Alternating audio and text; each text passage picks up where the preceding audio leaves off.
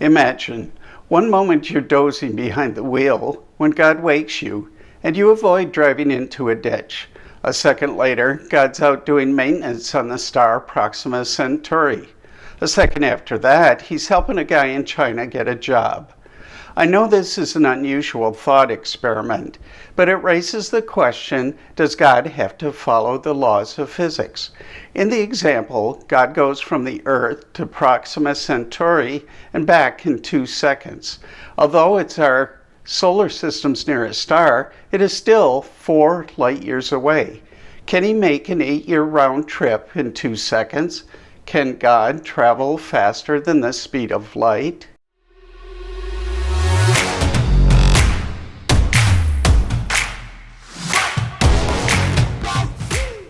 Science and Christianity mesh with each other. However, at first glance, there are points of discord or confusion. A common point of bewilderment occurs when humans think that creation trumps the creator.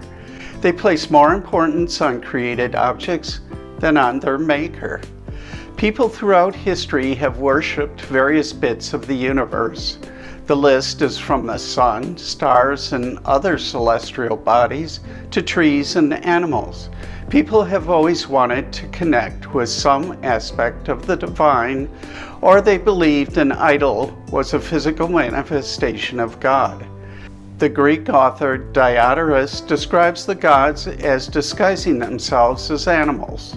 This was his early attempt at explaining why people worshipped animals and their images. The worship of nature is not confined to history. Even today, people pursue this practice. Pagans teach that they find the gods of the ancient world in nature. They believe that the trees, rocks, and animals are all sacred and should be respected and honored. Thus, no specific idol exists, but the whole of the universe is to be worshipped. Scientists do not consider themselves nature worshippers, but they certainly exert great effort analyzing it. They examined the movement of the world's objects and energy in countless experiments, and mathematically process the data to understand various correlations. All this allows them to predict future outcomes based on past ones.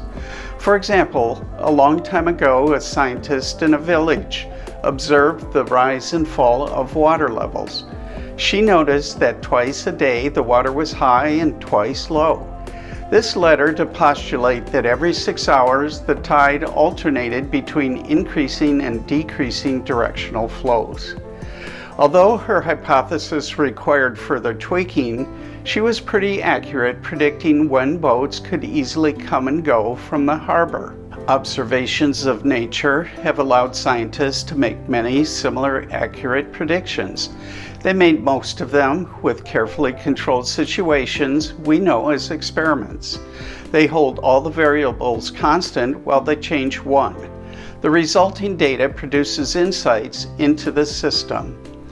When the outcomes become consistently accurate and predictable, a scientific law emerges. The law describes the variables of the experiment and their relationship to each other. There are laws that tell us about the motion of objects, mass and energy, how the planets orbit the sun, and many others. Scientific laws allow scientists to chart the path of a spaceship from Florida to the Sea of Tranquility on the Moon. As scientists and their followers gain more and more confidence in the laws, they often and unknowingly experience a mind shift. They think a law that originally reflected observations of nature becomes the rule. They believe they've found a universal truth to which there can be no exceptions. The rule becomes the ultimate power, and nothing can trump it. Thus, the scientific law, like tree, rock, and animal idols of other worshippers, takes on a divine nature. As scientists group more laws together, they create a belief system. They place their faith in the collection of rules as gods or collectively one God, and it becomes the ultimate truth and power. This has both a good side and a bad one. On the good side, they resist exceptions to the rules. It takes new ideas and findings a long time to work through the self-regulated scientific process.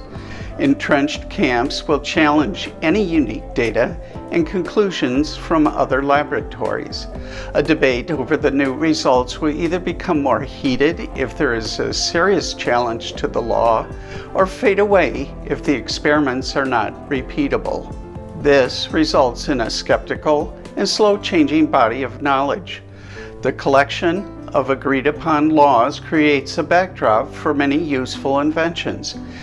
They learned ways to treat diseases and eradicate others. They explore oceans and space for future resources and potential homes for humanity. The quality of life improves for all human beings, although the benefits are, most often, not equally distributed. On the bad side, some believe the scientific body of knowledge trumps God. Laws that are derived by man are elevated to a sacred level. Thus, you end up with questions like, can God travel faster than the speed of light? But the downside is more troublesome than that. Applied scientific knowledge generates improved physical well-being for people, but it is not designed to address their spiritual well-being. Those fully subsumed by science say that there is no such thing as the spiritual because they can't observe it or develop a law for it. I'm a trained scientist and agree that the scientific process is beneficial for your physical needs, but I disagree with elevating science to a deity. If you want something to attend to your spiritual well-being, look to a spiritual God, not a man-made one. Keep thinking, and I look forward to your feedback. Please leave your comments and questions below, or contact me at my email address. Until the next video, remember, humility, thanks, and joy.